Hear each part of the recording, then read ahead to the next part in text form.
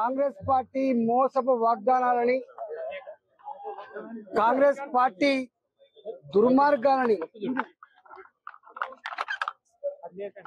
తిప్పికొట్టి మహారాష్ట్ర గొప్పగా అభివృద్ధి చెందాలంటే, సురక్షితంగా సుభిక్షంగా ఉండాలంటే భారతీయ జనతా పార్టీ నాయకత్వంలోనే సాధ్యమని చెప్పి భావించి, మాట ఇస్తే కట్టుబడే పార్టీ అని, అమలు చేసే పార్టీ అని చెప్పి భావించి గొప్ప మెజార్టీతో గెలిపించిన మహారాష్ట్ర ప్రజానికానికి తెలంగాణ, పక్కకే ఉన్న తెలంగాణ వాళ్ళకు అభినందన తెలియజేస్తా ఉంది. హిమాచల్ ప్రదేశ్ లో హామీలు ఇచ్చి చివరికి జీతాలు కూడా ఇవ్వలేని పరిస్థితుల్లో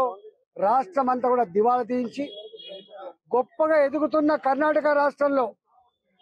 అనేక రకాల అలవికాని హామీలు ఇచ్చి మోసం చేసి ఇవాళ చివరికి కర్ణాటకను కూడా భ్రష్టు పట్టించి బుచ్చమెత్తుకునే స్థాయికి తెచ్చి ఇవాళ తెలంగాణ రాష్ట్రంలో 400 పైచలకు పనులు చేస్తా అని చెప్పి 6 గ్యారంటీల పేరిట 66 హామీల పేరిట ఇవాళ ఒక్కటో రెండో అమలు చేసి, కేవలం బస్సులలో ఉచిత ప్రయాణం మాత్రమే అమలు చేసి దేశమంతా కూడా హామీలు అమలు చేసిన పార్టీ అని చెప్పి 100 కోట్ల రూపాయలతో పేపర్లలో యాడ్స్ ఇచ్చి వంచే ప్రయత్నం చేసిండు. స్వయంగా రేవంత్ రెడ్డి, కాంగ్రెస్ పార్టీ నాయకులు తెలుగు మాట్లాడే ప్రజల దగ్గరికి పోయి ప్రచారం చేసిండ్రు, కన్నడ మాట్లాడే దగ్గరికి పోయి కర్ణాటక నాయకులు ప్రచారం చేసిండ్రు. కానీ కన్నడ ప్రజలు కానీ, తెలంగాణ ప్రజలు కానీ, మరాఠా ప్రజలు కానీ కాంగ్రెస్ పార్టీ మోసం చేస్తుంది,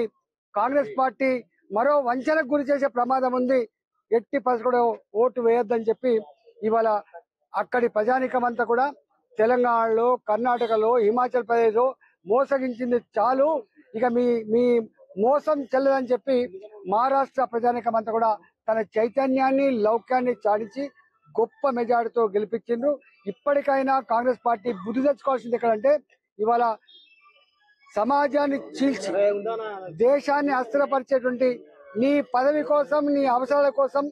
ఎన్ని అడ్డదారులను తొక్కేటువంటి పద్ధతి మానుకోవాలని, ఇప్పటికైనా భూమి మీదకి వచ్చి నిజమేందో అబద్ధమేందో చెప్పుకునే ప్రయత్నం చేయి, ఇవాళ పనిచేసే ప్రయత్నం చేయి, ఇవాళ హామీలు అమలు చేసి ప్రజల ప్రేమను పొందు తప్ప మోసంతో, దగాతో ఎక్కువ రోజులు నడపలేమని చెప్పి గుణపాఠం తీసుకోమని చెప్పి కాంగ్రెస్ పార్టీ హెచ్చరిస్తా ఉన్నాం. రాబోయే కాలంలో తప్పకుండా ఈ దేశంలో సురక్షితంగా, సుభిక్షంగా, ప్రశాంతంగా ప్రపంచ చిత్రపటం మీద గొప్పగా ఎదిగే దేశంగా నిలవాలంటే భారతీయ జనతా పార్టీ మాత్రమే సాధ్యమని చెప్పి ఈ సందర్భంగా తెలియజేస్తాం.